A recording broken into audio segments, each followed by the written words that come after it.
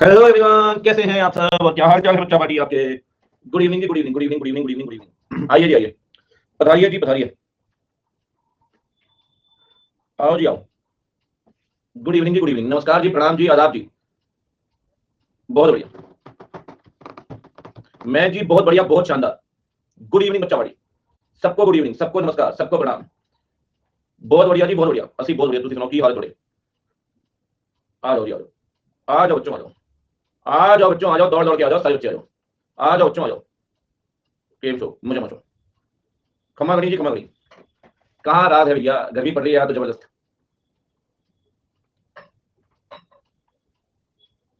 पता नहीं सीमा भी इसकी क्या समस्या है।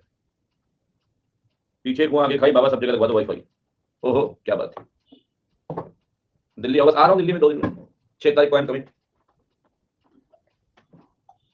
हाँ हाँ, राम राम जी, आपको भी राम। माना को रास्ते में ही मैं खुद ही सरेंडर कर दूंगा, कोई दिक्कत नहीं है।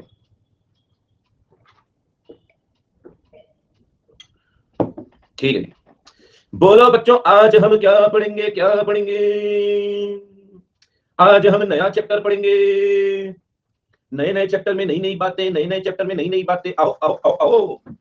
सही बात। मैं साई कह रही है, नया चैप्टर फाइनली। जैसे पता नहीं कितने सालों से वेगस एंटिटीज पढ़ रही। सही बात बच्चों। ऐसी कोई दिक्कत वाली बात नहीं, टेंशन तो है ही नहीं, दिक्कत और समस्या वाली कोई नहीं। चलो जी, मजे आएंगे सर, अरे 100%। धीरे धीरे आहिस्ता आहिस्ता चलेंगे, आज टेस्ट नहीं बता दूंगा। विक्रम भाई, इसमें लगेंगे करीब करीब, इस चैप्टर में 3 से 4 लेक्चर, मैक्सिमम 4 और 3 तक भी जा सकते हैं। ठीक है। और रिपोर्ट में 4 तक भी थोड़ा टाइम लगेगा। ठीक है जी। और इसके बाद कारो है, तो कारो के अंदर 2 लेक्चर करीब करीब लगेंगे। ये रहा चैप्टर है, वो रहा चैप्टर है। ठीक है। हाँ जी, रिवीजन देते हैं आखिरी में। ठीक है। नोटिंग थोड़ी यहाँ पे हो सकती है ज्यादा हो, लेकिन समझने लायक बातें भी हैं। और अल्टीमेटली मैंने आपसे पहले भी कई बार बोला है कि ऑडिट प्रोसेस 3 पार्ट में डिवाइडेड है। पहला पार्ट है प्लानिंग का, वाओ सर वाओ। दूसरा पार्ट है परफॉर्मेंस का, वाओ वाओ वाओ वाओ। और तीसरा पार्ट है बच्चों रिपोर्टिंग का। क्या बात है सर, मजे आ गए जीवन के। ये तो हमने पढ़ लिया बच्चों, अच्छी खासी परफॉर्मेंस कर ली है, कोई दिक्कत नहीं है। अब हम पढ़ेंगे रिपोर्टिंग का पार्ट, और ये पढ़ने के बाद फिर कूदेंगे प्लानिंग में। सर काफी उल्टा पढ़ाते हो आप। हाँ मैं उल्टा ही पढ़ाता हूँ, मैंने पहले भी कहा था, पहले परफॉर्मेंस फिर रिपोर्टिंग और फिर प्लानिंग। अब पढ़ेंगे रिपोर्टिंग। कारो 2020 पढ़ना आपको। तो ये कौन कौन ले आया यहाँ पे, पागल तो नहीं हो गया भाई। कैसी फोटो भेज रहा है। एक बार इनको निपटा दो डाउट बॉक्स वाले को। सर आज पढ़ने का रहने देते हैं, सब मिलकर अंताक्षरी खेलते हैं। तुरंत निकल बेटा, पहले ही फुर्सत में निकल। हे भगवान, पहले इनको निपटाते हैं। क्या क्या भेज रहे हो भैया, कह रहे हैं ये कौन है। विशाल भाई, आपके शौक थोड़े ठीक नहीं लग रहे हैं मुझे। मुझे लग रहा है थोड़े अजीब किस्म के शौक हैं आपके। हैं, लड़कों की फोटो में लिपस्टिक लगाते हो भैया। ये सब मत करो, क्या बना दिया भगवान ने सब। छपरी हो, लिख भी रहा है। अरे भाई साहब, एक बात है, बच्चों को जीवन के सारे मजे मुझसे ही चाहिए। ठीक है, चलिए खैर कोई दिक्कत नहीं। अरे मजे लेने के चक्कर में लेफ्ट राइट मत निकल जाना बेटा। ठीक है। क्या से क्या हो गया, देखते देखते। सही बात है। आज पढ़ेंगे ऑडिटर्स रिपोर्ट। भाई साहब खुद देख के अजीब लग रहा है इतना। पुनीत भाई देखो, आज से नया चैप्टर है। चलो शुरू करते हैं। सर एक बात बताइए, ऑडिट रिपोर्ट में हमें स्टैंडर्ड पढ़ने हैं। हाँ पहली बार। अच्छा, कितने स्टैंडर्ड पढ़ाओगे। ऑडिट रिपोर्ट में आइडियली होते हैं 5 स्टैंडर्ड, बोले तो 5। ऐसे 700, 701, 705, 706 और 710। पूरी बात सुन लेना अभी, पूरी बात सुन लेना। ठीक है, नलायक कि बीच में भी 2 4 लोग उठ के आ जाएंगे, सर इससे पहले 699 स्टैंडर्ड पढ़ने क्या है, 699। सबकी अपनी अलग अलग सीरीज है। सर ऐसे के बारे में बेसिक नहीं पढ़ाओगे ना। पढ़ाओगे नहीं, नहीं पढ़ाएंगे ना। जब ऐसे का चैप्टर शुरू करेंगे, आज नहीं पढ़ाओगे मतलब ना, उसमें पूरा 1 लेक्चर लगाओगे। हाँ, जब ऐसे का चैप्टर शुरू होगा तब पढ़ाओगे। ठीक। तो बेटा बेसिक में ऐसे में नहीं, एक सिर्फ बेसिक का 1 लेक्चर है, बस एक इंट्रोडक्शन का। ठीक है, ऐसे कैसे बनते हैं, किस तरीके से फ्रेम होते हैं। ठीक है। ठीक है। ऐसे 700, 701, 705, 706, 710। 2 3 बातें पहले स्पष्ट कर देता हूं आपको। ठीक है, बिल्कुल शांतिपूर्वक बैठना भी। ऑडिट ऑफ फाइनेंशियल स्टेटमेंट से 3 केस स्टडी मिनिमम बनती है, एक आधा करेक्ट, एक करेक्ट इनकरेक्ट, एक आधा एमसीक्यू। वेरियस एंटिटीज से 3 से 4 केस स्टडी बनती है, एक करेक्ट इनकरेक्ट बन सकता है और एक एमसीक्यू। ठीक है। ऑडिट रिपोर्ट से ये मानकर चले कि क्वेश्चन बनेगा एक, एमसीक्यू 1 2 आने फिक्स है, वो आएंगे आएंगे। करेक्ट इनकरेक्ट बन सकता है। मतलब अगर वेटेज की बात करें तो वेटेज विल बी, अगर एमसीक्यू मिला की बात करें, 6 to 9 मार्क्स। एमसीक्यू 1 2 नंबर का, 4 नंबर का क्वेश्चन, 4 5 नंबर का। ठीक है। लेक्चर लगेंगे सब 4 एटलीस्ट।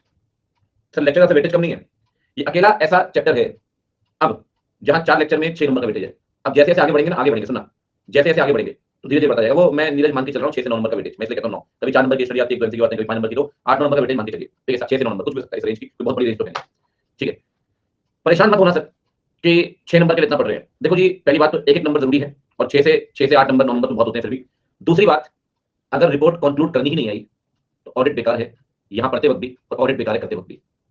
अगर कंक्लूजन ही नहीं आया कि रिपोर्ट देनी कैसी है तो पढ़ते टाइम भी बेकार है और आगे भी सब बेकार है, क्योंकि आगे जब स्टैंडर्ड पढ़ोगे ना तो अल्टीमेटली हर स्टैंडर्ड में जाके ये चैप्टर लिंक हो जाएगा, हर स्टैंडर्ड में चैप्टर लिंक हो जाएगा। इसलिए मैं इसे पहले पढ़ाता हूँ, इसलिए मैं इसे पहले पढ़ाता हूँ। प्लानिंग में भी आप जब जाएंगे, प्लानिंग के अंदर तो वहां थोड़े बहुत होंगे, ये शब्द बार बार आपको मिलेंगे आगे चलकर इस चैप्टर के बाद। इसलिए ये बहुत जगह लिंक होता है, मतलब एकेडमिक्स की बात करें और प्रैक्टिकल की बात करें, अल्टीमेटली आपने देने तो ओपिनियन है, अल्टीमेटली आपका ऑब्जेक्टिव तो ओपिनियन देने का, ठीक है जी।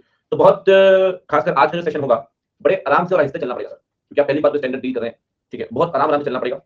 कल जब आगे बढ़ेंगे तो एक ऑडिट रिपोर्ट आपके सामने रखूंगा, मोस्ट प्रोबेबली इन्फोसिस की एक ऑडिट रिपोर्ट पूरी स्टडी करेंगे, उस ऑडिट रिपोर्ट का एनालिसिस करेंगे और उस ऑडिट रिपोर्ट के बेसिस पे 700 की बातें सीखेंगे, ठीक है।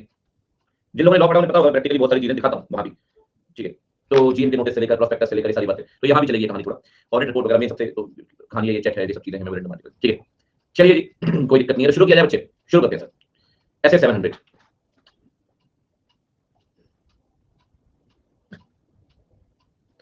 क्योंकि ऐसे है, इसीलिए थोड़ा अभी बहुत जगह में बेयर में रहूंगा अगले आधे आधे घंटे 40 मिनट बेयर में, और उसके बाद कुछ लिखूंगा, लिखूंगा कुछ नहीं, समझाऊंगा आपको, ठीक है। देखिएगा, एएस नहीं भाई, ऐसे है स्टैंडर्ड ऑन ऑडिटिंग। एएस मानता है मैनेजमेंट अकाउंट्स बनाने के लिए, और ऐसे मानता है ऑडिटर ऑडिट करने के लिए, ऐसे मानता है ऑडिटर ऑडिट करने के लिए, ठीक है। शुरू करते हैं सर। देखिए, सबसे पहली बात, ऐसे का ऑब्जेक्टिव क्या है sir? What is objective of this standard? सुना, हर ऐसे का अपना ऑब्जेक्टिव होता है सर।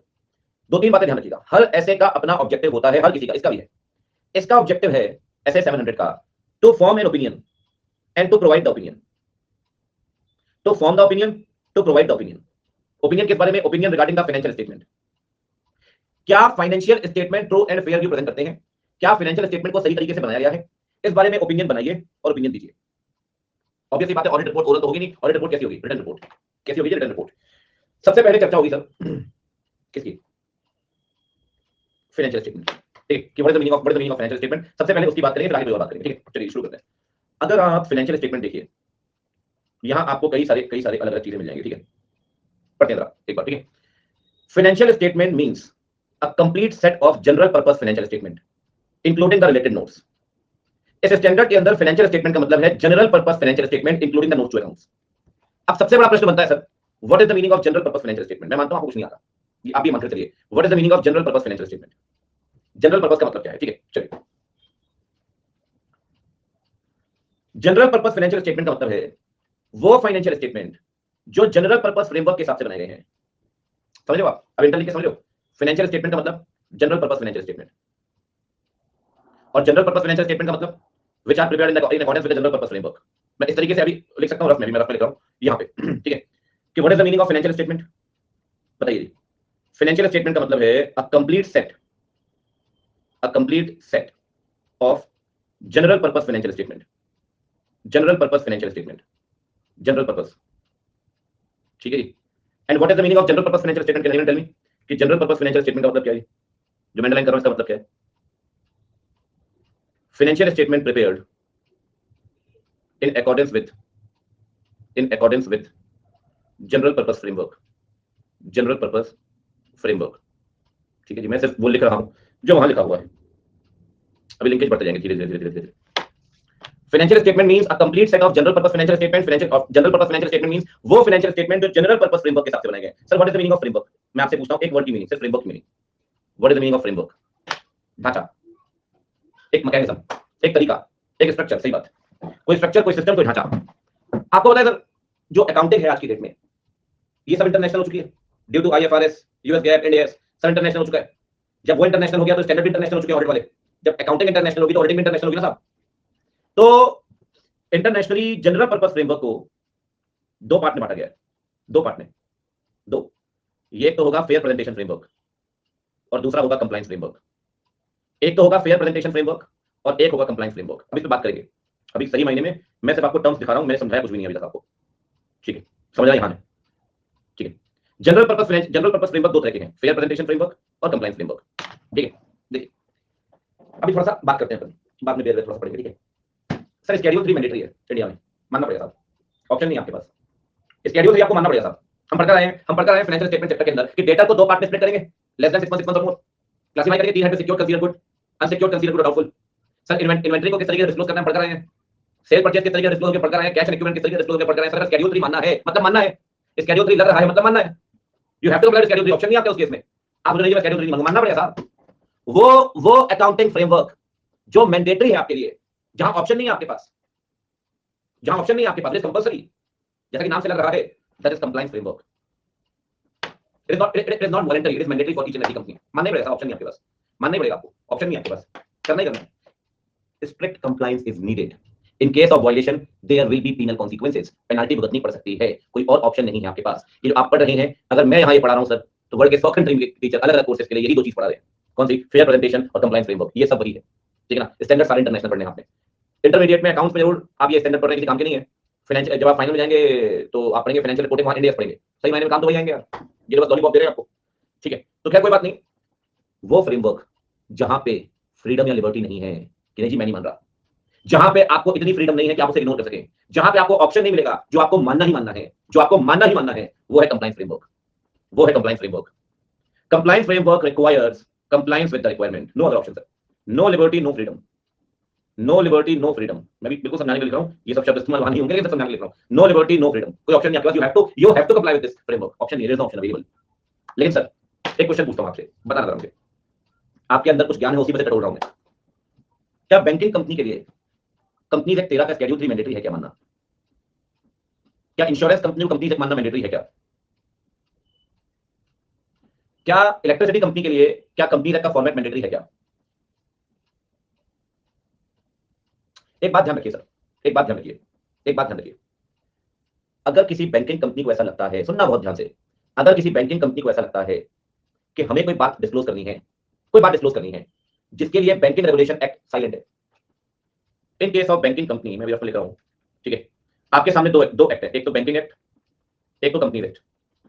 जब सर इनके फॉर्मेट की बात होगी ना, तो ये आपको प्रोवाइड करेगा कंप्लायंस फ्रेमवर्क, मानना पड़ेगा सर,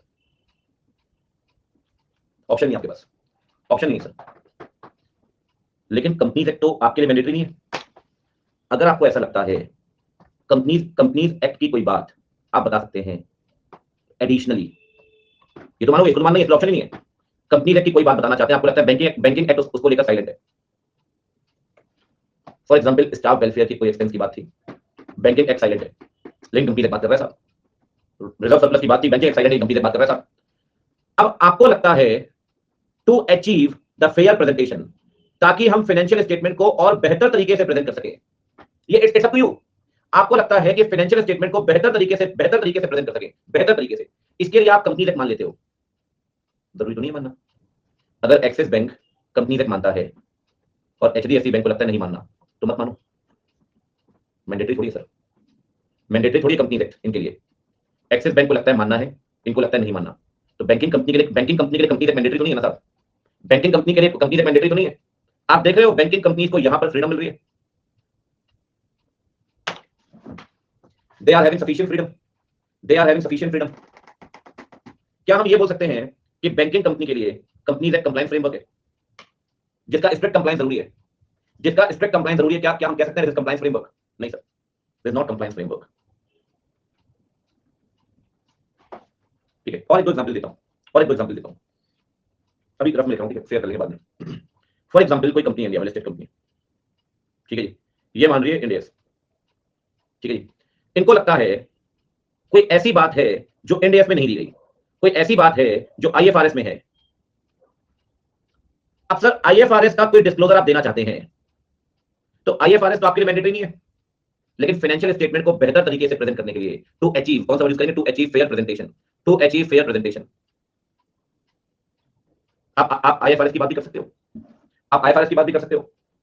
तो सर आईएफआरएस आपके लिए कंप्लायंस फ्रेमवर्क थोड़ी है, लगता है करो, लगता मत करो, लगता है करो, लगता मत करो, उसमें क्या करें।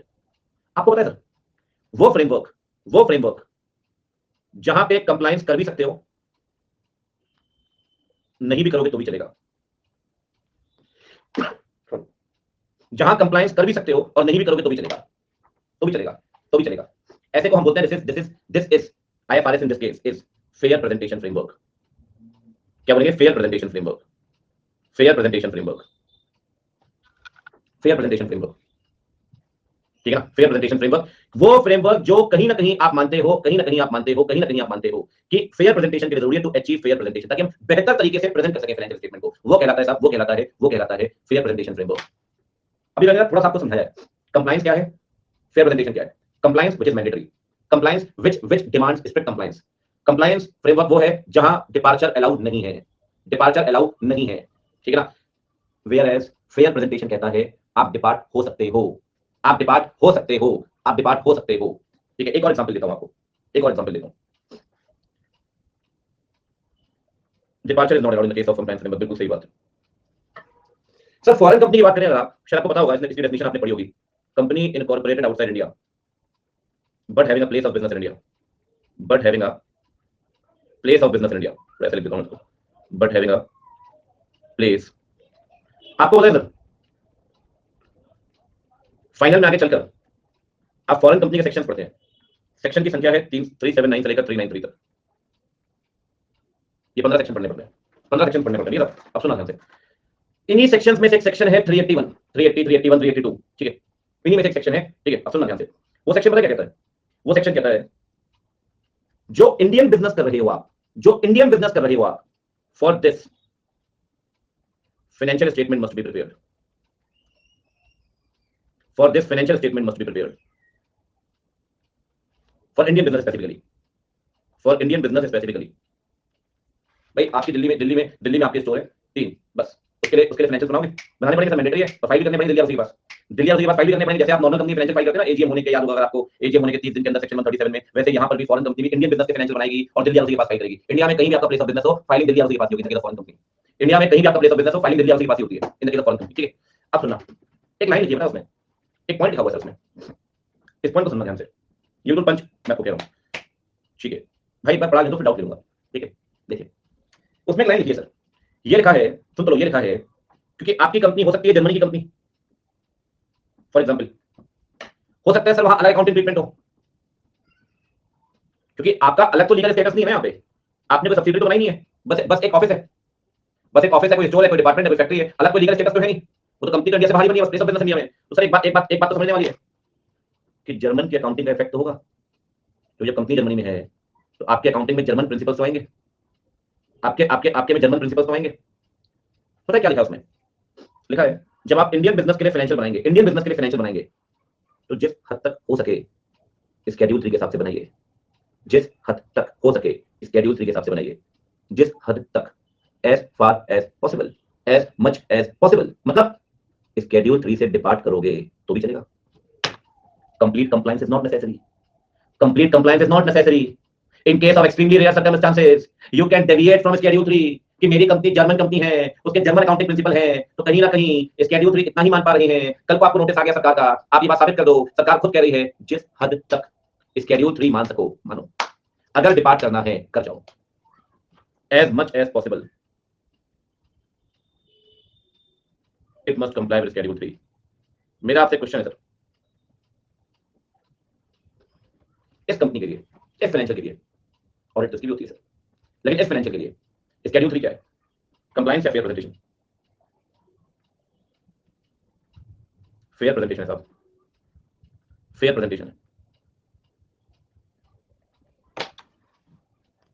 डिपार्चर अलाउड है, डिपार्चर अलाउड है sir, although extremely rare circumstances but departure allowed, departure allowed. क्या इंडियन कंपनी को डिपार्चर अलाउड है स्केड्यूल 3 से? क्या इंडियन कंपनी को डिपार्चर अलाउड है स्केड्यूल 3 से? ना। उसके लिए क्या बन गया? उसके लिए क्या बन गया? Compliance framework. क्या बन गया दादाजी? कंप्लायंस फ्रेमवर्क, ठीक है। चलिए अब जरा बेयर पढ़ते हैं एक बार, अब जरा बेयर पढ़ते हैं एक बार, ठीक है जी। आज आप पहली बार पढ़ रहे हैं फाइनेंशियल स्टेटमेंट की डेफिनेशन ऑडिट में,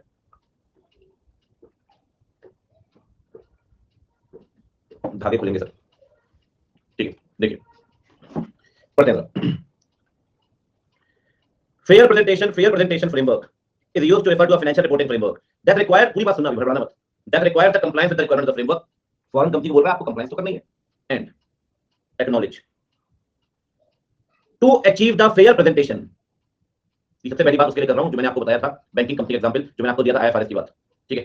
to achieve fair presentation of the financial statement it may be necessary, mandatory नहीं है, it may be necessary for management to provide disclosure beyond those specifically required, To achieve the fair presentation of the financial statement, it may be necessary, optional है sir, management to provide disclosure beyond those specifically required. Sir जब आपको end AS कोई बात बोल रहा है, उसके अलावा अगर आप IFRS की बात बताना चाहते हैं, to achieve the fair presentation framework, so this IFRS is fair presentation framework. पहली बात, this IFRS is fair presentation framework, this is edit, this is additional, in addition to Ind AS, in addition to Ind AS। ठीक है, अब दूसरी line पढ़िए जरा, दूसरी line मैं इस आपको बताऊंगा स्पेसिफिकली, मैं ये नहीं बताऊं, ठीक है, मैं लास्ट में बताऊंगा। Acknowledge, it may B, again may be, आप देख रहे हो, मैनेजमेंट एडिशनल चीजें बता सकता है पहले वाले में, या फिर मैनेजमेंट कुछ चीजें छोड़ सकता है, या तो एडिशनल बातें बता सकता है, या कुछ चीजों से डिपार्चर ले सकता है। नहीं बताना जी, जर्मन कंपनी नहीं बतानी आपकी बात, हमारे जो ट्रांजैक्शंस हो रहे हैं वो फॉलो नहीं करते आपके शेड्यूल में, नहीं बनेगी, हम डिपार्ट कर रहे हैं। बट एक बात ध्यान रखना, that departure must be only in extremely rare circumstances. क्योंकि कल को नोटिस आ गया आपको, तो you have to prove before the authority कि आपने शेड्यूल 3 नहीं माना, क्यों नहीं माना, क्योंकि एक लाइन लिखी है ना उसमें, एज मच एज पॉसिबल, जिस हद तक हो सके कंप्लायंस तो करने, अगर नहीं करते आप तो it must be in extremely rare circumstances. ठीक है ना, मैं कह रहा हूं दिलशाद भाई सब उठाओ, जब नोटिस आते हैं ना सर, मैं जीएसटी के अंदर रजिस्टर्ड इनकम टैक्स दे रहा हूं, मैं खूब मजे ले सकता हूं बैठ के, जब तक नोटिस नहीं आ रहा मुझे। पर एक बार नोटिस आ गया ना सर, जीवन के सारे धागे खुल जाने हैं, आप भी समझिए।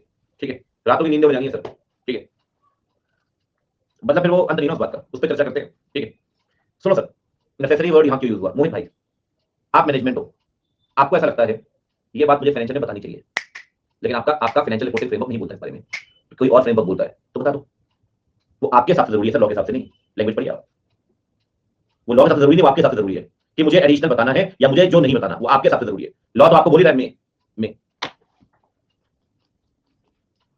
सर, पर सारा माने पर क्या प्रॉब्लम होगी फॉरेन कंपनी को शेड्यूल 3 की? देखो जी, हम यहाँ बैठे बैठे बड़े डिस्कशन कर लेते हैं क्लास में, ऐसा कर लो जी, वैसा कर लो, 50 तरह के ट्रांजैक्शन होते हैं। फॉरेन कंपनी जब यहाँ पीओबी ओपन करेगी, 20 तरह की कॉम्प्लिकेशंस होती हैं, 100 तरह के उनके कानून है जर्मनी के, कुछ हमारे कानून है, कुछ फॉरेन एक्सचेंज के रिस्ट्रिक्शंस है, कुछ रिपैट्रिएशन रिस्ट्रिक्शंस है। सर तो दिक्कत तो आएगी, हलवा पूरी नहीं है सर कि यहाँ पे आपने बनाया और बोला ये मान लो तो आप मान लेंगे, दिक्कतें तो आएंगी। और कहीं ना कहीं उन दिक्कतों को भी समझा गया है। ये दिक्कतों को दूर किया, सर किया क्या है? आपको क्या लगा ये क्यों किया गया? ये इसीलिए किया है, ये इसीलिए किया है कि अगर आप कुछ एडिशनल बताना चाहो तो बताओ, कुछ नहीं बताना चाहो तो मत बताओ। ठीक है ना, लेकिन बस ये बात ध्यान रखना, ठीक है, ये एक्सट्रीमली रेयर सर्कमस्टेंसेस में डिपार्चर अलाउड है। ठीक है, ये दोनों ही सुनो, ये दोनों ही कह रहे हैं, ये हेडेक तो इंटरनल ऑडिटर का है, ये इंटरनल दिखेगा, कंप्लायंस ऑफ FRS इंटरनल दिखेगा। खैर मैंने अभी तक आपको इंटरनल ऑडिट का चैप्टर या इंटरनल कंट्रोल का चैप्टर पढ़ाया नहीं है भाई, कहां से ज्ञान ला रहे हो? पहली क्लास में बताया था, पहली क्लास में कंपनी ऑडिट की, कि statutory auditor financial statement examine करता है। जिस चीज को एग्जामिन कर रहे हो कम से कम ये तो पता हो उसकी मीनिंग क्या है, और पढ़ाया क्या मैंने आपको इसके बाद। जिस चीज को एग्जामिन कर रहे हो ये तो पता हो उसकी मीनिंग क्या है। ठीक है, चलिए खैर कोई बात नहीं, आगे बढ़ते हैं। अब सुनो ध्यान से। ठीक है, देखो बच्चों, अब देखो, अभी तक मैंने आपको 2-3 बातें बताई हैं, 2-3 बातें। सबसे पहले मैंने, अगर आप बात करिए ऑब्जेक्टिव की, मैंने आपसे सबसे पहले डिस्क्लेमर दे दिया था, शांतिपूर्वक बैठना। ठीक है ना, शुरुआत में बहुत टाइम लगेगा, शुरुआत में बहुत टाइम लगेगा सर, इसलिए शांतिपूर्वक बैठिए। ऑब्जेक्टिव ऑफ दिस स्टैंडर्ड, ठीक है, 2 चीजें लिखी आपको पता है, टू फॉर्म एन ओपिनियन। किस चीज ओपिनियन फॉर्म करेगा जी? ओपिनियन फॉर्म करेगा ऑन द फाइनेंशियल स्टेटमेंट। किस पे फॉर्म करेगा बच्चे? Financial statement. ओपिनियन कैसे फॉर्म करेगा? अपनी वैल्यूएशन के बेसिस पे, जो उसने एविडेंस इकट्ठे किए होंगे, based on the valuation of the conclusion drawn from the audit evidence obtained. ठीक है, बताइए, opinion on financial statement based on the किस पे बेस्ड है भाई? बेस है सर आपके इवैल्यूएशन, सही बात, आपके ऑडिट एविडेंसेस पे। 8 बच्चों ने 8 अलग अलग तरह की बातें लिखी है, एक कह रहा है कंक्लूजन, एक कह रहा है इवैल्यूएशन, एक कह रहा है फाइंडिंग। सेंटेंस क्या भैया? ऑब्जेक्टिव तो पढ़ लो, to form an opinion on the financial statement based on the evaluation of the conclusion drawn from the audit evidences obtained, based on the evaluation of the conclusions drawn from the audit evidences obtained, चलो ये तो ठीक है। ये बताइए, opinion तो बना लिया आपने, अब ओपिनियन बना के क्या करना है? बताओगे ओपिनियन? नहीं बताओगे? बतानी तो पड़ेगी, और बता दोगे रिटर्न रिपोर्ट के थ्रू बताओगे, to provide the opinion through return report. अभी तक तो यही पढ़ा है सर, अभी तक तो यही पढ़ा है सर। ये पहला पार्ट है ऑब्जेक्टिव, ठीक है जी। अब सुनिए, दूसरा पार्ट है डेफिनेशन। मैं आपको एक बात कह रहा हूं, आप शांति बनाए रखें। बच्चों को लग रहा है भाग जाऊंगा बिना ऑडिट एविडेंस समझाए, अरे बहन थोड़ी देर वेट करो, सब बताऊंगा आपको, समय आने दो बस, कोई दिक्कत नहीं है। ठीक है, बच्चे बहुत डेप्थ में पढ़ना है, ठीक है, थोड़ा सीरीज को डिस्टर्ब नहीं करते, दिक्कत हो जाएगी। बच्चे डेफिनेशंस में ना कई सारे डेफिनेशंस पढ़ रहे हैं, देखो सुनते रहो ध्यान से, ठीक है। डेफिनेशन में कई सारे डेफिनेशन पढ़ रहे हैं। सबसे पहले डेफिनेशन पढ़ी फाइनेंशियल स्टेटमेंट की, सुनते जाना। Financial statement means a complete set of general purpose financial statement. ठीक है, अच्छा एक लाइन आपने और देखी वहां पे, एक लाइन तो हम भूल गए सर, मिटाना पड़ेगा। ला ला ला, लाइन भूल गए, नोट्स को भी तो मानेंगे, रिलेटेड नोट्स। कहीं से उठा के भी 2 नंबर करेक्ट पूछ लेगा इंस्टीट्यूट, और कहीं से उठा के भी एमसीक्यू पूछ लेगा। ऐसे बहुत बेदर्दी बच्चे मिलेंगे आपको, दर्द वाले, बेदर्दी नहीं, जिनको बोले यार ये पता नहीं एमसीक्यू कहां से आया यार, करेक्ट कहां से आया यार, 3-4 करेक्ट तो हलवा पूरी है, एक दो जो है वो दर्द देते हैं सर, ऐसे 5-7 एमसीक्यू दर्द देते हैं ऑडिट में खासकर, आउट ऑफ सिलेबस ऑडिट में खासकर। ठीक है, चलिए अच्छा एक बात मैंने आपको बतानी थी बच्चा पार्टी, अब जब नोट्स की बात हो रही है थोड़ी बात नोट्स की भी कर देते हैं, थोड़ी बात नोट्स की भी कर देते हैं। किसी को एएस1 याद है क्या?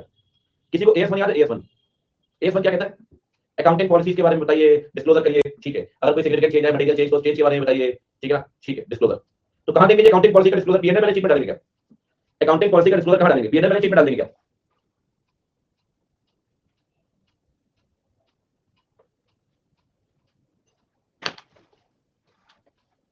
आशीष भाई का डाउट लेता हूं, बड़ी देर से चिंतित है। मेरे पास आपकी लेटेस्ट बुक है, एसएम 21 वाला है, मुझे नया एसएम ऑर्डर करना चाहिए, आग लगा लो एसएम को। ऑडिट का ही पूछ रहे हो ऑडिट की क्लास में भैया, आपकी इच्छा है, जो एसएम लेना हो वो ले लो। अगर आप मेरे से पढ़ रहे हैं या मेरी बुक से, मेन बुक से, तो एसएम की जरूरत नहीं पड़ेगी साहब, एसएम की जरूरत नहीं पड़ेगी, कोई जरूरत नहीं, सबको बोल रहा हूँ। हाँ, कोई जरूरत नहीं है। नीरज भाई आपकी लेट निकलोगे, हम 2020 दे रहे हैं, वैसे हम आपको ई नोट प्रोवाइड कर देंगे, कोई दिक्कत नहीं, टेंशन मत, आपको दिक्कत नहीं पड़ेगी। ठीक है, चलिए नोट्स काफी है। अमित भैया ने बोला कारो वेंडेड नहीं है, पढ़ाएगा कौन? अब पढ़ ले थोड़ा, चलो आओ पढ़ते हैं।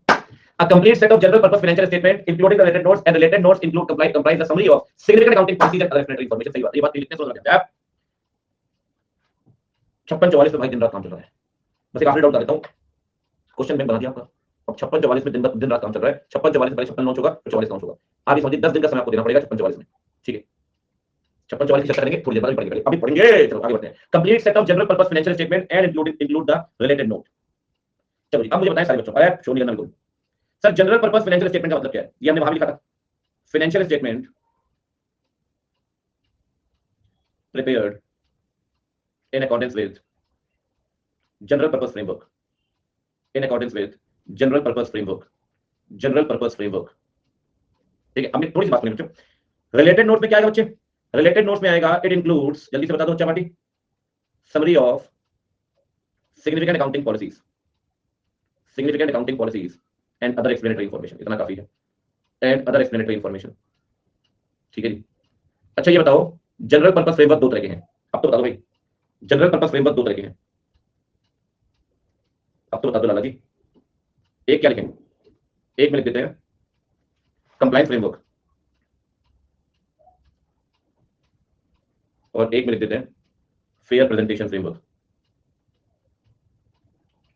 ऑडिट रिपोर्ट में किसी को करना पूछना हो, अभी दो ही क्वेश्चन पूछ लो, अगर दो ही इन दो को समझा पाए तो समझ लेना चलो शुरुआत बेहतर हुई उसकी। ठीक है, खेला हो जाता है सब, खेला मजा आती है। ये बताओ, ओह टिल्लू कल घूम रहे हैं आज, कंप्लायंस फ्रेमवर्क ये क्या कहता है जी? इट रिक्वायर्स, बिल्कुल भी टफ नहीं है जी, शुरुआत में थोड़ा समय लग रहा है समझने में, धीरे धीरे आगे बढ़ेंगे, सब सही रहेगा। टफ नाम की हमारे डिक्शनरी में कहीं है ही नहीं। It requires compliance with the financial reporting framework. Sir समय देना पड़ता है, जैसे कई लोग कॉम्प्लिकेटेड होते हैं ना, थोड़ा समय बिताते हैं आप उनके साथ, ठीक है, धीरे धीरे जानने को मिलता है, फिर समझ में आता है वो इंसान कैसा है। और फिर कुछ इंसान ऐसे होते हैं कि वे समझने के बाद ही छोड़ देना बेहतर है, वो अपने हिसाब से मान लो सब्जेक्ट का, बाकी आप समझदार। It require compliance with the financial reporting framework. चलो भाई ठीक है, ये बताओ फेयर प्रेजेंटेशन फ्रेमवर्क का मतलब क्या है? कह रहा है कंप्लायंस तो इसमें भी होगा, लेकिन फ्रीडम मिलेगी भाई साहब, फ्रीडम मिलेगी। देखो लैंग्वेज आप, कह रहा है जी द फाइनेंशियल, हाँ ये it is used to refer financial reporting framework that requires compliance with the requirement of the framework. And and and से कहानी बदल जाती है सर, एंड से कहानी बदल जाती है। It is the financial reporting framework. इस एक स्लाइड में 4-5 डेफिनेशन है sir, financial reporting framework which requires compliance with the framework. अच्छा कमाल की बात यह है कि अगर इस तरीके से ना लिखवाए ना, बच्चा 5 दिन बाद वो खोल के देखेगा, किसको किसके साथ जुड़ना था यार, कहाँ गई डेफिनेशन। एंड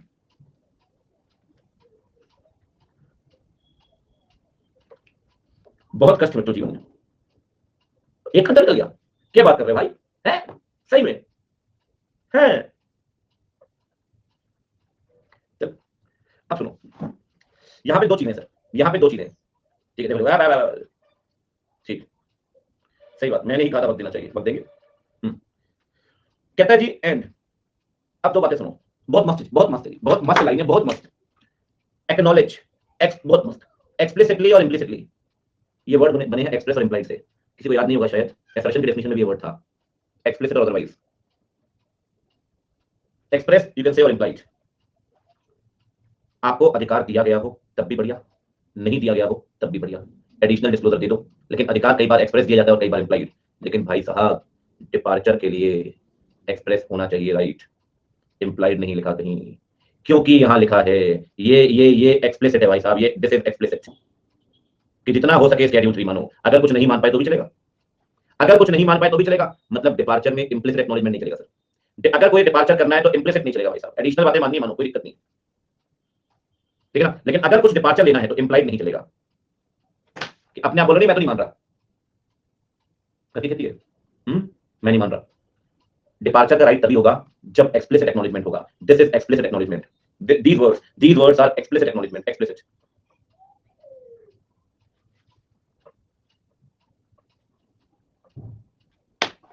सर किसका एक्नॉलेजमेंट, दीदी किसी बात को बताना एक्नॉलेजमेंट ही होता है, ये बताया गया ना, as much as possible it must comply with schedule 3, this is acknowledgement, departure जब भी होगा एक्सप्लिसिट एक्नॉलेजमेंट के कारण होगा। एक लाइन लिखो अपनी नोटबुक में कैपिटल लेटर में, एक लाइन लिखो अपनी नोटबुक में कैपिटल लेटर में, हाँ हेडर में टॉप मार्जिन के ऊपर, दीपाक्षी कह रही है पेन कहां गया, pen pen pen pen pen, दूसरे कह रहे कॉपी नहीं पता पेन की बात कर रहे हो, implicit acknowledgement, implicit acknowledgement is not allowed, implicit acknowledgement is not allowed in case of departure।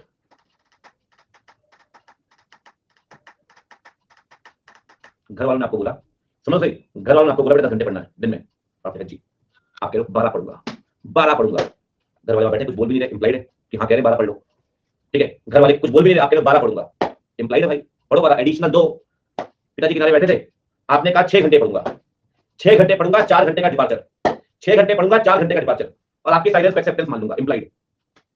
उन्होंने अपना भोजन खत्म किया, इधर आए, सब पकड़ा है, बात से मत करिए, कोई मिला नहीं जाता समझ में, इंप्लाइड पता नहीं अलाउड नहीं है डिपार्चर के केस में, इंप्लाइड इज नॉट अलाउड, जब तक मैं ना बोलूं 10 घंटे पढ़ना पड़ेगा, 10 घंटे पढ़ना पड़ेगा, जब तक मैं बोलूं ना तब तक 10 घंटे, इंप्लाइड अलाउड नहीं, ठीक है, ठीक है, चलिए बहुत बढ़िया, मम्मी बचाओ, मम्मी और लाके बेलन झाड़ू दे देंगे, मारो इस आदमी को, इस आदमी को मारो, इस बच्चे को मारो, बच्चा नहीं, ठीक है, जीता जाता, सही बात,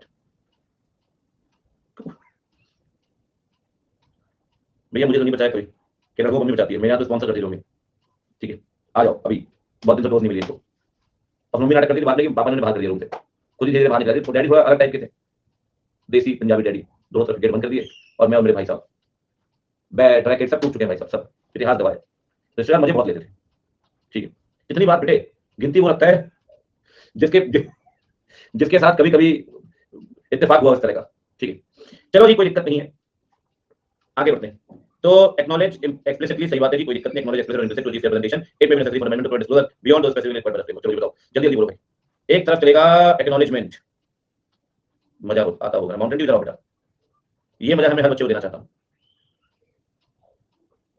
एक्नॉलेजमेंट, ठीक है, एक्सप्लिसिट और इम्प्लिसिट, चलो जल्दी से फोकस करो, जल्दी से, ओनली एक्सप्लिसिट, कैसा acknowledgement, that to achieve fair presentation framework, ठीक है, फेयर प्रेजेंटेशन फ्रेमवर्क, मैनेजमेंट में it may be necessary for the management, it may be necessary for the management to provide disclosures beyond those which are required by the financial reporting framework।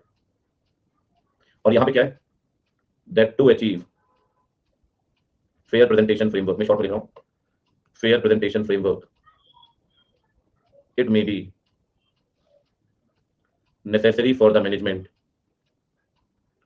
to depart from any requirement, and departure will be in extremely rare circumstances, departure will be in extremely rare circumstances, ठीक है जी, ये आपकी definition होगी। ठीक है, financial statement की definition, general purpose financial statement की definition, general purpose framework की डेफिनेशन, कंप्लायंस फ्रेमवर्क की डेफिनेशन और फेयर प्रेजेंटेशन फ्रेमवर्क की डेफिनेशन। ठीक है जी, दूसरी बात एक और सुनिए आप, इसमें एग्जाम्पल 1 और 2 लगा सकते हैं और यहां पर एग्जाम्पल 3 लिख देना और इसके बाद एग्जाम्पल जरूर नोट कर लेना। ठीक है, बताता हूं दिस इज एग्जाम्पल नंबर 3। ठीक है, this is German example number 3, this is example number 2। ये मैं लिखता हूं, बच्चे पागल हो जाएंगे, लिख ये क्या बवाल है। हाँ हाँ, अभी लिख देते बेटा, कोई बात दिक्कत बात थोड़ी। टूरू टूरू, ये है मकड़ी का जाला, खा ले बेटा। बैंकिंग कंपनी, ठीक है, के लिए banking regulation act, banking regulation act, this is compliance framework. ठीक है लाला जी, मान नहीं मानना है, but banking company can disclose some additional elements as provided in Companies Act 13। तो Companies Act 13 क्या है? Companies Act 13 is fair presentation framework। ठीक है लाला जी, तो दिस इज एग्जांपल नंबर 1, जरा एग्जांपल 2 पे एग्जांपल 3। चलो जी, बहुत बढ़िया। ला ला ला, कुल मिला के हमने पढ़ा है बच्चों, वाह क्या सुंदर लग रहा है, मजा आ गई जीवन के, सही बात। बहुत बढ़िया, मजा आ गया बच्चों आज तो, क्या कह रहे हो? ऐसे मुझे मजा आ गया, सही आप कह सकते हो, बड़े दिन बाद मजा आए, सही बात। अरे यार, मतलब आप लोग भी ना, एक दिन मैं सोचूं कि नहीं बुलाना उसको, पीछे पढ़ पढ़ के बुला देते हो। चलो ब्रेक इन्वर्टर तक कुछ पढ़ते हैं, जब तक मैडम नूरी आएंगी मेकअप करते हुए।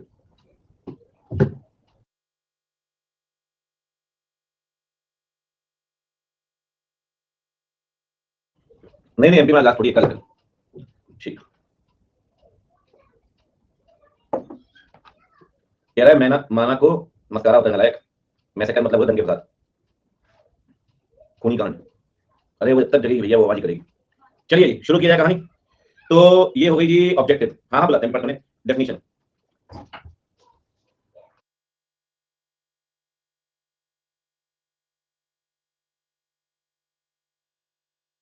देखिए बच्चों, ठीक है, अरे अरे सुन तो लो यार, आने दो ना, तो बड़ी बात। बच्चे होता क्या है कि हमने अभी तक 2 बातें पढ़ी हैं कुल मिला के एग्जाम्पल से पार्ट। हमने एक तो पढ़ा है ऑब्जेक्टिव, ऑब्जेक्टिव, और दूसरा पढ़ा है डेफिनेशंस। ठीक है, डेफिनेशन से सारी लगी हुई है डेफिनेशंस। ठीक है, अब क्या पढ़ना है बच्चों? अच्छा इधर आ जाओ, हाय बोल दो, ये भी आपसे कम थोड़ी है, सामने बैठे हैं। अच्छा आओ ना, हाँ मिलेगा चॉकलेट भी है कोई बात। वो कह रहे हैं बैंगल्स दिखा दो ना अपनी, देखो बैंगल्स, तो सामने देखो बैंगल्स। अभी मैंने एबीसीडी देख, एबीसीडी देखेगी तो बैंगल्स दिखा दो अपनी। अच्छा अच्छा दिखाना बैंगल्स। उन्होंने वो पूछा आपने खाना खा लिया? वो इनके वहां ना पार्टी है, तो वो आपसे कह रहे पार्टी में आओगे, क्या पहनोगे? मेकअप। अच्छा ड्रेस कौन सी पहनोगे? लिपस्टिक। अच्छा ये पूछ रहे हैं आपसे, लिखते आते हैं कुछ? क्या लिखा हुआ है? ए। अच्छा किसने? A for, B for, C for. अच्छा हाँ लिखेंगे, चार लिखते हैं, ये बताओ ये क्या लिखा है? बी। ये दिन देखना बाकी रहेगा जीवन में। अरे यूएसए से आता है दीदी, पहनिए, पता आपको कहाँ से आता है? बस चलो बाय बाय करो सबको, बोलो लव यू। हाँ वो टेक केयर बोलो सबको, गुड लक। वहां देखो सामने वो आपसे पूछ रहे हैं सब कि माना ने पार्टी में नहीं आना है क्या? तो माना कौन सा डांस करेगी? क्या है? अरे यार तो महंगी चीज क्यों पड़ती है? ले जाओ आज मार सकती, कोई बात नहीं, रहे तो करती। और बुलवा लो आप, और बुलवाओ आप। ये नहीं बोला मार देगी, पता क्या बोलिए? माना मार डालेगी चाचू को, मारेगी नहीं, मार देगी बच्चे का। इसने दिया हमारा बदला आज, इसने दिया हमारा बदला। भाई पेन पकड़ रही है। अच्छा और भी चीजें पड़ी हैं, ये पड़ा हुआ है लेकिन लेके घड़ी जा रही है। चलो खैर कोई बात नहीं, चलिए बढ़िया, महंगी चीजों का शौक है भैया, क्या कर सकते हैं।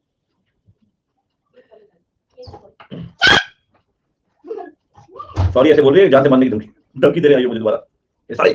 चलो बच्चों कोई बात नहीं, ये तो बच्चे हैं चंचल हैं, इनका तो यही काम है। वापस लौटते हैं एक्चुअल दुनिया में। काफी हो गई बच्चों की दुनिया, ऐसा लगता है वो दुनिया अलग है और हमारी दुनिया अलग है, क्यों बच्चों? सही बात। चलो बहुत बढ़िया, तो अब सुनो ध्यान से, आगे बढ़ते हैं सर। अब क्या पढ़ेंगे बताइए? देखो 2-3 बातें आपको बतानी है, थोड़ी सी इसमें डेप्थ से, फिर आगे बढ़ेंगे और कुछ चीजें बात करेंगे। अभी 2-3 बातें आपको समझनी पड़ेगी, ठीक है, इन चीजों को देखने के लिए। एक बात ध्यान रखिए सर, मैंने आपसे कहा था, आपको याद होगा, थोड़ा सा बिल्कुल पेशेंटली वापस आ जाओ, बिल्कुल उसी मोड में, कि जब आप ओपिनियन देंगे तो ओपिनियन देनी है फाइनेंशियल स्टेटमेंट के बेसिस पे। और फाइनेंशियल स्टेटमेंट का मतलब क्या है वो मैंने डेफिनेशन बताया आपको, ठीक है। अब थोड़ा इसको पूरा करते हैं, मैं सिर्फ आपको ऑब्जेक्टिव पढ़ाता हूं, स्टार्टिंग पूरा एक लेक्चर ऑब्जेक्टिव लगता है, 1.5 घंटे वाले में तो ऑब्जेक्टिव पूरा नहीं हो पाता। ऑब्जेक्टिव से कंसर्न एक और बात आपको बतानी है, to form an opinion on financial statement based on the evaluation, based on the evaluation. अब सर अगला क्वेश्चन ये बनता है कि इवैल्यूएशन का कौन सा, आप ऑडिट करेंगे तो कौन से इवैल्यूएशन करेंगे, थोड़ा सा इस पे बात होगी सर, ठीक है। देखिए थोड़ी सी बात इस पे होगी इवैल्यूएशन पे, दो चीजें इवैल्यूएशन हमने देखनी है, ठीक है, and this will like need some time. तो मुझे लगता है कि सेशन खत्म होते होते दो चीजें हो पाएंगी, फिर आगे अगली क्लास में पढ़ेंगे तो काफी और चीजें बात करेंगे, ठीक है। चलिए पहले इवैल्यूएशन से बात करते हैं, बहुत चीजें सीखने को आपको यहां मिलेगी, ठीक है। देखिए ये हर एक वर्ड पे डेफिनेशन है, सही बात है। देखिए इवैल्यूएशंस में ना आपको दो तरह के इवैल्यूएशंस करने हैं, दो तरह के, एक होते हैं क्वालिटेटिव एस्पेक्ट्स, ठीक है, और एक होते हैं स्पेसिफिक इवैल्यूएशन, स्पेसिफिक। पहले थोड़ा स्पेसिफिक की बात करते हैं, फिर थोड़ी सी बात करेंगे क्वालिटेटिव की, ठीक है। देखिए जब कभी आप ऑडिट करें, जब कभी आप ऑडिट करें तो ऑडिट करते हुए ओपिनियन देनी है, ओपिनियन होगी इवैल्यूएशंस के साथ। इवैल्यूएशंस कौन कौन से, देखिए क्या फाइनेंशियल स्टेटमेंट प्रॉपर डिस्क्लोजर दे रही है क्या, ये बहुत सिंपल पॉइंट्स है, जो स्पेसिफिक इवैल्यूएशंस होते हैं ये बहुत सिंपल है, उस पर टाइम लगता है, क्वालिटेटिव वाले। क्या फाइनेंशियल स्टेटमेंट प्रॉपर डिस्क्लोजर दे रही है क्या, अभी आपने पढ़ा नोट्स टू अकाउंट्स में सिग्निफिकेंट अकाउंटिंग पॉलिसी का, ठीक है। क्या अकाउंटिंग पॉलिसीज कंसिस्टेंट है क्या, क्योंकि सर अगर अकाउंटिंग पॉलिसी कंसिस्टेंट है तो दिक्कत है, 510 पढ़ोगे आप, 710 पढ़ेंगे स्टैंडर्ड्स, एक बात कहता है अकाउंटिंग पॉलिसी कंसिस्टेंट है तो ऑडिटर को बतानी पड़ेगी अपनी रिपोर्ट में, ये इंडिकेटर है सर ऑडिटर के लिए भी। देखो AS1 कहता है कि मैनेजमेंट अकाउंटिंग पॉलिसी चेंज करेगा तो मैनेजमेंट बताएगा, लेकिन ऑडिटर भी कहता है लगातार अकाउंटिंग पॉलिसी बदल रही है मतलब कुछ ना कुछ गड़बड़ है।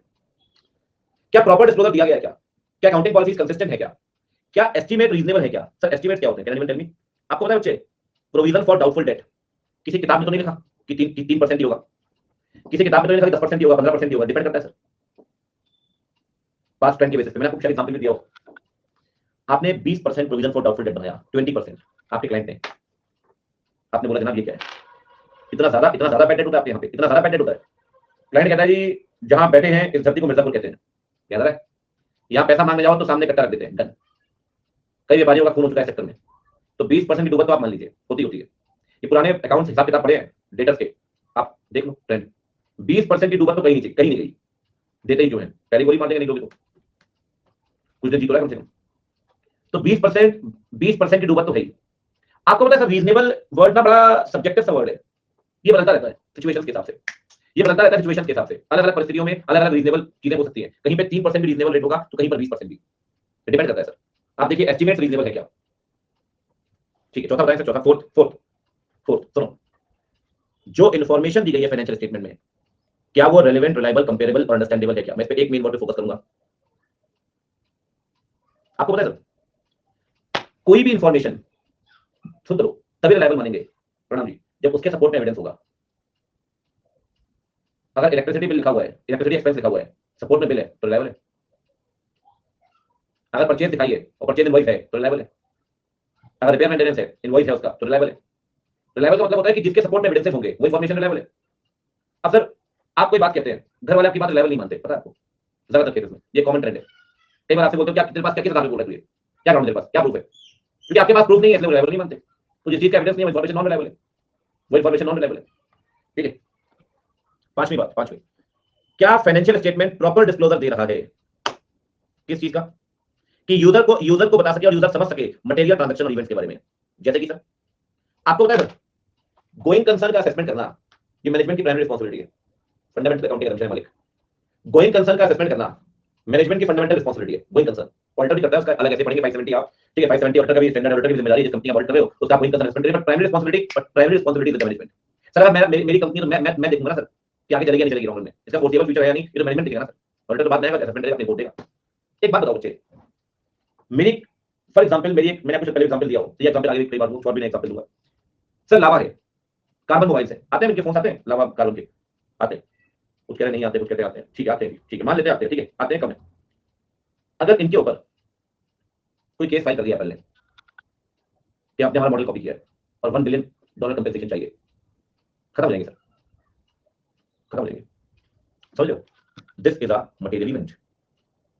अगर नेशनल ग्रीन ट्राइब्यूनल ने बोल दिया कि अब इससे ऊपर पेड़ नहीं करेंगे, कुछ भी कर लो इतना ही, तो कहीं ना कहीं सेंचुरी प्लाई के लिए एक मटेरियल इवेंट है। और उत्तराखंड की सरकार कहती है उत्तराखंड में से ऊपर पेड़ नहीं करेंगे, बहुत पेड़ कट चुके, रुद्रपुर उनकी फैक्ट्री, बहुत सारी फैक्ट्री मतलब वहीं पे उत्तराखंड में प्लाई वगैरह की, तो सर कहीं ना कहीं दिक्कत तो आएगी, ठीक है। या आपको एक बहुत बड़ा टेंडर ले आए सर, अन अकेडमी 1200 करोड़ की फंडिंग ले आया कहीं किसी इन्वेस्टर से, this is also material transaction. जो यूजर को आप समझा सकें इस बारे में, इसका प्रॉपर डिस्क्लोजर चाहिए सर, ये आप इंश्योर करिए मटेरियल ट्रांजैक्शन। तो proper disclosure of significant accounting policy and proper disclosure of material transaction events. ठीक है जी, फंडिंग आने वाला है। मेरे को पूरी इनकी कहानी लग रही है कि बहुत इन्होंने जबरदस्त डिस्काउंट दिए जनवरी में, समझ में आ गई मेरी कहानी पूरी इनकी। और भी डिस्काउंट और भी कुछ इंसेंटिव सर्टिफिकेट को मिल रहे हैं न्यू लर्नर्स और ये सब और भी कुछ कहानी बहुत है अभी। ठीक है, तो समझ में आ गई कहानी। बाबा आपको क्या फायदा देते हैं बताया था मैंने आपको, एक्सपेंशन कर रहे हैं बस स्टार्टअप से, नहीं बताना क्या है, नहीं 5-5 करोड़ मिली वो सब नहीं कह रहा हूँ। देखें अभी तो 20-21 की कहानी आई नहीं है सामने शायद, पता नहीं फाइनेंशियल वगैरह। देखिए नहीं अभी तो ऐसी कोई बात नहीं है, 2 करोड़ देते हैं एक ईयर का, हमको पता है। देखिए हो गया सर ऑफलाइन का ट्रेंड खत्म, कहाँ पड़ेगा, ऑफलाइन का ट्रेंड खत्म हो गया, ऑफलाइन नहीं बचा सर, ऑफलाइन अब नहीं बचा, नहीं बचा, वो सब कहने की बातें हैं। ठीक है चलिए खैर कोई दिक्कत नहीं है, मैं तो सिर्फ इसलिए आया था कि लाइफ पढ़ाना मुझे, otherwise as an educator painter vendor बेचने में कोई नुकसान थोड़ी है सर, फिर पढ़ाना आपको है नहीं, घूमते रहो पूरे साल यहाँ से वहाँ यहाँ से वहाँ। लाइफ पढ़ाने में रिस्ट्रिक्शंस तो है, सिर्फ मैं इसलिए आया था, monetary consideration is the secondary aspect. क्योंकि सर जो आदमी सुबह शाम दिन रात पढ़ा रहा है उतने सालों से, मैं कहाँ छोड़ रहा हूँ, किसने बोल दिया भाई नहीं अब नहीं करूँगा, ठीक है बाय बाय टेक केयर। ठीक है तो डर गया यार मैं, सॉरी बोलने की। तो अब ये चक्कर है, देखते हैं, अभी तो कोविड जाने वाला है नहीं, फेस टू फेस तक चलेगा नहीं के अंदर, अब नहीं चलेगा, बहुत मुश्किल है। ठीक है फाइनल में है जी, बस अभी बात होगी एक बैच यहाँ से कम करके आपका बैच खत्म करा के ऑडिट का, फिर एक लॉ और एक ऑडिट लूंगा, 2 घंटे दोनों, और एक final face to face costly 20,000 रुपए से ऑडिट दोनों की फीस मेरी, और यहाँ 15,000 में तो ग्रुप मिल जाते हैं 8 सब्जेक्ट। ठीक है 11,800 फीस लॉ की, मेरे ख्याल 9,500-10,000 पिछली बार, पिछला बैच कभी गया 2 साल पहले, तब की फीस कह रहा हूँ, अभी तक तो मेरा 25-26,000 हुई होती 26 2 सब्जेक्ट मिला के। चलिए कोई दिक्कत नहीं है, वैसे आप लोग के लिए ठीक है सर, आराम से घर बैठे हो, सेफ हो, गर्ल्स के लिए बढ़िया, सबके लिए बढ़िया है, और पैसे सारे बच रहे हैं सर, बहुत पैसे लगते हैं साहब, बाहर रहते हैं हॉस्टल में, खाना ये वो, हेल्थ भी खराब होती है, सिक्योरिटी इशूज भी बहुत कुछ है, लेकिन ठीक है, ठीक है लाइफ पढ़ना ठीक है, एजुकेशन ठीक मिल जाए, ठीक है इंटरेस्ट अच्छा निकल रहा है। चलिए आगे बढ़ते हैं सर, आखिरी बात आपको चेक करनी है, टर्मिनोलॉजीज, टर्मिनोलॉजीज एप्रोप्रिएट है या नहीं। सर ऐसा है कि ना बड़े सारे टर्म्स आते हैं, सही बात है, अब जैसे पीपी है तो पीपी यूज करते हैं, टर्म्स बदलते जा रहे हैं बाय द टाइम, अब जहां रिजर्व एंड सरप्लस है, अब जहां रिजर्व एंड सरप्लस है, कहीं पे कैश एंड इक्विवेलेंस है, sir all these are terminologies. ठीक है ना, ऑल दीज आर टर्मिनोलॉजीज। आप ये देखिए टर्मिनोलॉजी सही है यानी terminology including the title of the financial statement, क्या प्रॉफिट एंड लॉस अकाउंट सही से लिखा है, क्या बैलेंस शीट सही से लिखा है, ये सब भी आपको चेक करना पड़ेगा, इवन इनके टर्म्स भी चेक करने पड़ेंगे। ठीक है ना, ऐसा तो नहीं है कि प्रॉफिट मेकिंग कंपनी में इनकम एक्सपेंडिचर लिख दिया आपने। ठीक है टर्म प्रॉपर बहुत इजी पॉइंट है, very basic very easy point. ठीक है अब सुनो, अब मस्ती मत करना सर, देर तक पढ़ाऊंगा भाई, मेरे को पढ़ाना नहीं है। ठीक है इसके बाद अब लिखने वाली 6 बातें, proper disclosure of the accounting policies, consistency of the accounting policies, estimates are reasonable, information is relevant reliable, disclosure of the material transaction events, the terminologies are appropriate. ठीक है जी, disclosure, consistency, estimate, reliability, again disclosure and terms. ठीक है चलिए अब थोड़ा इस पे थोड़ा सा टाइम लगेगा, थोड़ा सा समझ लेना बात, ठीक है बस यही पढ़ना है, लेकिन टाइम लगेगा इसमें। ठीक है देखिए लिखूंगा बाद में। क्या होता है सर, देखो जब आप इवैल्यूएशन करते हो ऑडिट करते हुए, तो वो तो होगा 6 इवैल्यूएशन, सीधा क्वेश्चन बनता है, सीधा क्वेश्चन यहाँ से सीधा क्वेश्चन करता है 4 नंबर का।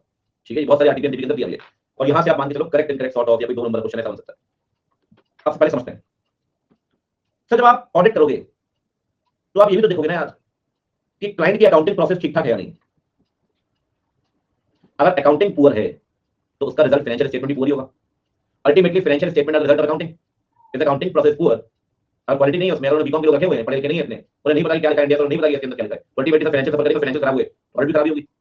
एक बात हमेशा ध्यान रखना, किसी भी गलत चीज को सही तरीके से चेक नहीं कर सकते ना, किसी भी गलत चीज को सही तरीके से चेक नहीं कर सकते ना। ये बोले आप मैंने सही चेक किया, बोले क्या वो इन्फॉर्मेशन गलत थी। ठीक है अब सुनो, मैनेजमेंट जब कभी भी फाइनेंशियल बनाता है तो सर जजमेंट कहाँ आते हैं साहब, जजमेंट लगते हैं मैनेजमेंट जजमेंट्स, जैसे कि कौन सी अकाउंटिंग पॉलिसी सेलेक्ट करनी है, कैसे चीजें डिस्क्लोज करनी है, क्या अमाउंट आएगा, सब जगह। इवन एस्टीमेट के अंदर जजमेंट लगता है, एस्टीमेट के अंदर एक बात मुझे बताओ, एस्टीमेट की बात हम कर रहे थे, मैं एक एग्जांपल आपको दिया मैंने, प्रोविजन फॉर डाउटफुल डेट का, एक आध एग्जांपल और दे दो। एस्टीमेट का स्टैंडर्ड है 540, वो आपके सिलेबस से हट चुका है। ठीक है ना, तो एस्टीमेट का एक और एग्जांपल आपको देता हूं, मैंने आपको डेप्रिसिएशन बताया था, आपको याद होगा कार का कंपोनेंट बेसिस पे, याद है मैंने उसके अंदर आपको एक चीज बताई थी कि कार के ना अलग अलग कंपोनेंट के यूजफुल लाइफ मान लो, और यूजफुल लाइफ के साथ डेप्रिसिएशन लगाओ कि कार का इंजन है तो उसकी यूजफुल लाइफ अलग है, टायर की यूजफुल लाइफ अलग है, डैशबोर्ड यूजफुल लाइफ अलग है, बॉडी यूजफुल लाइफ अलग है, सर किसकी कितनी यूजफुल लाइफ है, ये भी एस्टीमेट है, जजमेंट यहां भी लगेगा। किसकी कितनी यूजफुल लाइफ है, ये भी एस्टीमेट है, जजमेंट यहां भी लगेगा। कंटिंजेंट लायबिलिटी में केस चल रहा है आपके ऊपर, जीतोगे या हारोगे, एस्टीमेट तो ये भी है, जजमेंट यहां भी लगेगा। जजमेंट तो साहब बहुत जगह लगता है। ठीक है अच्छा होता क्या है सर, कई बार ना थोड़ा समझना इस बात को, ठीक है कई बार ना मैनेजमेंट बड़ा बाइस बिहेव करता है, बाइस्ड, मतलब न्यूट्रलिटी नहीं होती उसके अंदर। जैसे जैसे अब अगर डेप्रिसिएशन ज्यादा करना है, ज्यादा ज्यादा डेप्रिसिएशन ज्यादा करना है, डेप्रिसिएशन बढ़ेगा, प्रॉफिट कम और टैक्स कम देना पड़ेगा। यूजफुल लाइफ कम कर दो, यूजफुल लाइफ कम कर दी, डेप्रिसिएशन बढ़ गया, यूजफुल लाइफ कम, डेप्रिसिएशन बढ़ गया, डेप्रिसिएशन बढ़ा, एक्सपेंस बढ़ गया, एक्सपेंस बढ़ा, प्रॉफिट कम, प्रॉफिट कम, टैक्स कम। क्या होता है सर, मैनेजमेंट बड़ा बायस होता है। देखो एक बात हमेशा ध्यान रखो, जो चीज बायस होगी उसमें क्वालिटी होगी सर, उसमें क्वालिटी होगी। बायस्ड बायस्ड बायस्ड जजमेंट कभी क्वालिटी प्रोड्यूस नहीं करेगा। ठीक है भाई, मैंने क्लास के 10 अच्छे बच्चे सेलेक्ट करिए, मैं उन्हीं को पढ़ा रहा हूं, ध्यान दे रहा हूं, तो मुझे लगता है बाकी 200 बच्चे, बाकी 150 बच्चे जो भी हैं वो मेरे वक्त नहीं है, वो मेरे से तरह-तरह डाउट पूछेंगे, वो मेरे से तरह की चीजें पूछेंगे, तो सर मेरा बिहेवियर बायस हो गया ना सर, मेरा बिहेवियर तो बायस हो गया ना सर। और जहां बायसनेस होगी वहां क्वालिटी तो गिरेगी ना सर, वहां क्वालिटी तो गिरेगी ना सर। स्कूल में, हाँ चलो मैं किसी के लिए नहीं बोल रहा हूँ, कोई भी टीचर है, तुम नहीं बोलते, स्कूल कोई टीचर तो आफ्टर टीचर ही है, सबके अप्रोच में फर्क है। देखिए तो जब कभी आप क्वालिटी चेक करें, सुनना बच्चा ध्यान से, जब कभी आप क्वालिटी चेक करें, समझो बच्चे बहुत ध्यान से, जब कभी आप क्वालिटी चेक करें तो आप देखिए क्या बायसनेस है, क्या बायसनेस है क्या। सर बायसनेस का मतलब है, सुनना बहुत ध्यान से, बायसनेस का मतलब है there will be lack of neutrality. Biasness का मतलब है there will be lack of neutrality, there will be lack of neutrality. Sir कोई एग्जांपल लीजिए, बायसनेस कब होगी बताता हूं, लो जी एग्जांपल दिया आपको, यूजफुल लाइफ कम कर दी, डेप्रिसिएशन बढ़ गया, एक्सपेंस बढ़ गया, ठीक है, अल्टीमेटली प्रॉफिट कम तो टैक्स कम, ठीक है, वैसे भी अब तो मैट कम कर दिया उन्होंने, चलिए खैर कोई बात नहीं। तो हाँ हाँ सही बात, इंडियन मीडिया सब बाइस्ड है, ऑल आर कंप्लीटली बाइस्ड। ठीक है, मतलब मैं कहता हूं या तो इस तरफ बैठे या इस तरफ। जो कह रहा है गोदी मीडिया खुद गोदी में बैठा है, तो गोदी में सभी बैठे हैं, कोई भाजपा गोदी में बैठा है, कांग्रेस गोदी में बैठा है, गोदी में सभी बैठे हैं, ठीक है, तो कोई दिक्कत नहीं है। तो जब बाइसनेस होगी तो क्वालिटी गिरेगी, क्वालिटी गिरेगी, क्वालिटी गिरेगी सर। और मेरे को नहीं लगता कि इंडिया से बेकार क्वालिटी किसी मीडिया में है, किसी कंट्री की मीडिया में होगी।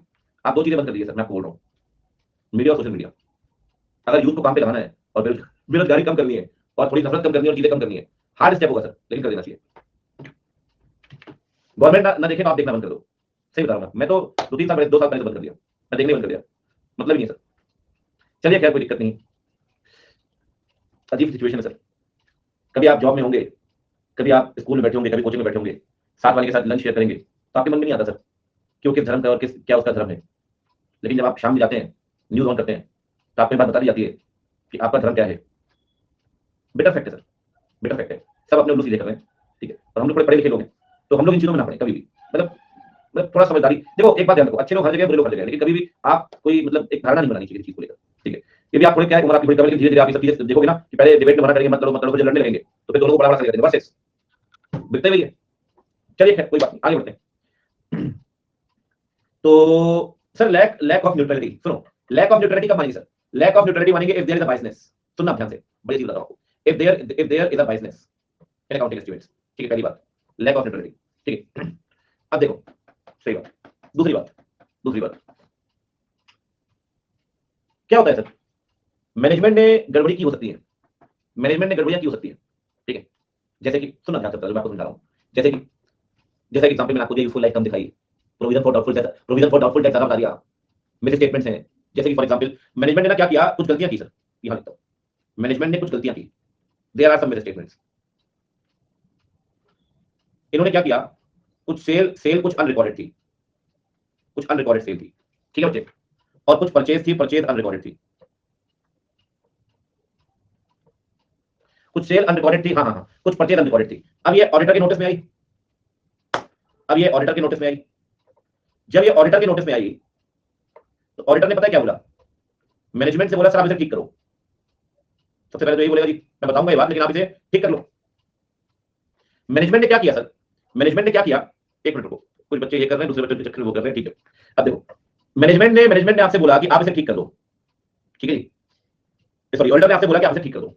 सर मैनेजमेंट ने क्या किया, अनरिकॉर्डेड परचेज को तो रिकॉर्ड कर लिया, सेल इज स्टिल अनरिकॉर्डेड। मतलब एक चीज रेक्टिफाई कर ली, एक चीज रेक्टिफाई नहीं की, पता है क्यों, परचेज रिकॉर्ड कर लोगे तो अगेन खर्चा बढ़ जाएगा, खर्चा बढ़ेगा तो प्रॉफिट कम हो जाएगा, प्रॉफिट कम हो टैक्स कम देना पड़ेगा, ऊपर से परचेज में आईटीसी मिलेगा वो अलग, परचेज में आईटीसी मिलेगा वो अलग, ठीक है जी। तो कहीं ना कहीं management is having selective correction, यहां बस बेस नहीं थी, management is having selective correction, management is doing selective correction of the miss statements. पता हम क्या बोलेंगे सर, सुनना ध्यान से भी, हम पता क्या बोलेंगे सर, मैनेजमेंट इंटेंशनली ये कर रहा है, मैनेजमेंट इंटेंशनली ये कर रहा है, this is lack of neutrality. क्या आप ये कह सकते हो सर कि मैनेजमेंट हर मिस स्टेटमेंट के लिए या मैनेजमेंट अपनी अकाउंटिंग प्रोसेस में न्यूट्रलिटी मेंटेन करता है?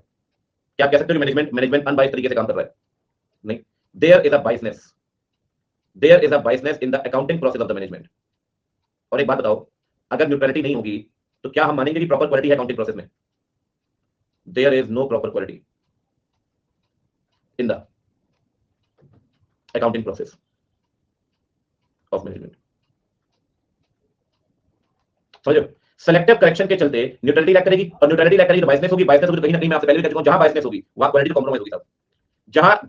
जहां बाइसनेस होगी वहां क्वालिटी कॉम्प्रोमाइज होगी। जरा देखना ध्यान से, जरा देखना ध्यान से। कहता है जी दो चीज में न्यूट्रलिटी लैक करेगी, दो चीज में। पहला बाइसनेस इन द अकाउंटिंग एस्टीमेट, ये बताया, और दूसरा ये बताइए पढ़ो जरा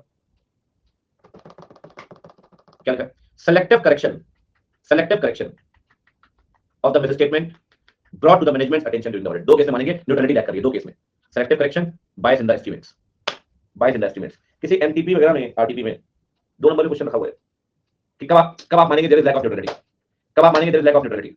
दो केस में, selective correction, bias in the estimates, selective correction, bias in the estimates. ठीक है, अब कमाल कमाल की बात देखिए, ठीक है, कि 260 का रेफरेंस है, ये पढ़ना नहीं, आपके सिलेबस हटा दिया गया है, 540 का ये हटा दिया गया है, ये दोनों आपके सिलेबस से आउट है। खैर कोई नहीं, उसमें कोई दिक्कत नहीं है। ठीक है, अब मैं दो चीजें लिखता हूं, अरे रुक जाओ यार,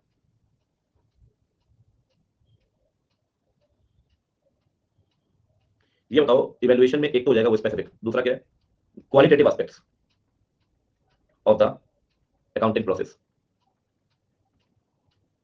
ऑफ द अकाउंटिंग प्रोसेस। ठीक है, नहीं नहीं मैं बेयर स्टेप पूरी करूंगा भाई।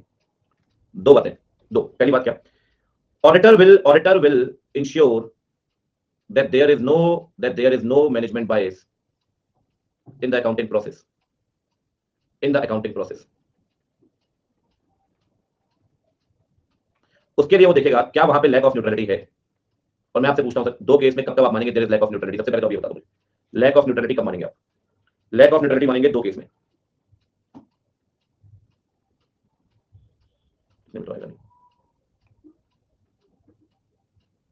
सबसे पहला management bias in forming the accounting estimate,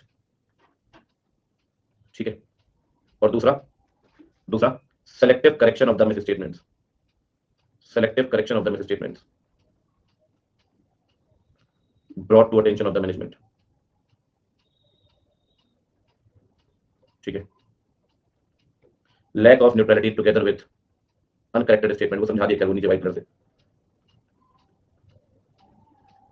can cause financial statement में मटेरियल मिस स्टेटमेंट है, क्या कारण से? ये मेन आपको ये दो बातें ध्यान रखनी है, ये जो नीचे लिखी हुई है। अब एक बात और, इसके लिए एग्जांपल मैंने दिया है लेकिन आपको लिखवाया नहीं, इसके लिए एग्जांपल दिया और लिखवा दिया। सुनना, ये वाला एग्जांपल है, ये वाला एग्जांपल नंबर 2, ठीक है। एग्जांपल नंबर 1 ये लिख देता हूं यहाँ पे, ठीक है, कि अगर आप यूजफुल लाइफ कम दिखाते हो किसी एसेट की, शॉर्ट में लिख देता हूं, यूजफुल लाइफ ऑफ एसेट अगर कम दिखाओगे, अल्टीमेटली डेप्रिसिएशन बढ़ेगा, और डेप्रिसिएशन बढ़ेगा तो एक्सपेंस बढ़ेगा, और एक्सपेंस बढ़ेगा तो प्रॉफिट कम होगा, और प्रॉफिट कम होगा तो टैक्स कम देना पड़ेगा। ठीक है जी, जो भी चीजें मैंने आपको लिखवाई हैं उसमें एग्जांपल जरूर दिया आपको, ठीक है।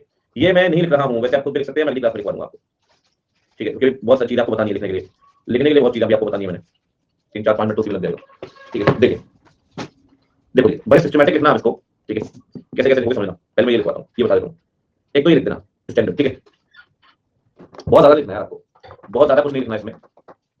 हाँ यार सही कह रहे हो, ब्लैक काफी हो गया, कल से व्हाइट लिखेंगे, मैं भी ये सोच रहा था आज, नया कलर पे यही तो कलर, अच्छा मतलब येलो ज्यादा हो गया, येलो यार दिखता है, येलो ऑरेंज यार, ये थोड़े विजिबल कलर है।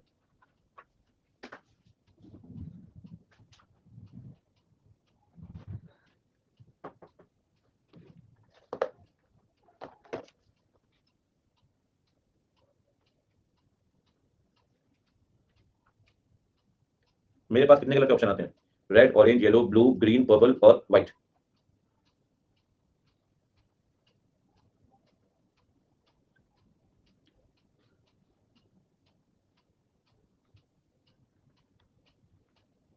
अरे पर्पल बहुत बहुत डल दिखता है यार, बहुत डल, ब्लैक में डार्क कलर है ना।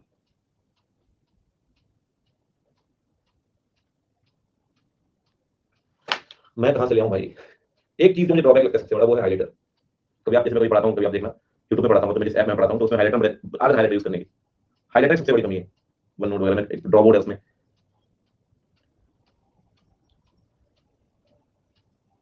अरे भैया बुरा लगता है, टेंशन मत लो भैया, मैं तब से बहुत ऊपर उठ चुका हूँ, ठीक है।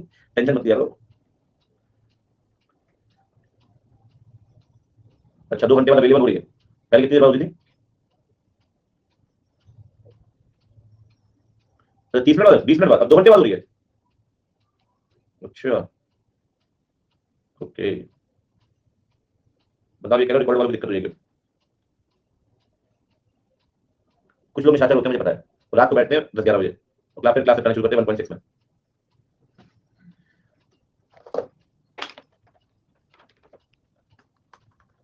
एक बार शुरू कर दिखा रहा हूँ, ठीक है जी।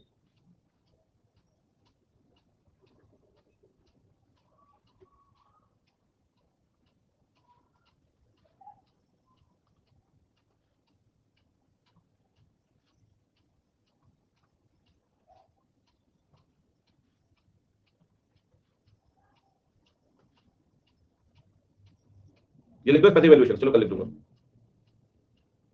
कल ही बताऊंगा हाउ टू एंजॉय इन्वेस्टमेंट। चलो जी, bye bye, take care, see you, कल मिलते हैं 2 घंटे के बाद, ठीक है। ब्रेन लगता है सर इन चीजों में, ऐसा नहीं है, लिखने में थकान नहीं होती, इसमें माइंड लगता है 2 घंटे लगता है, हाँ। चलिए बाय बाय।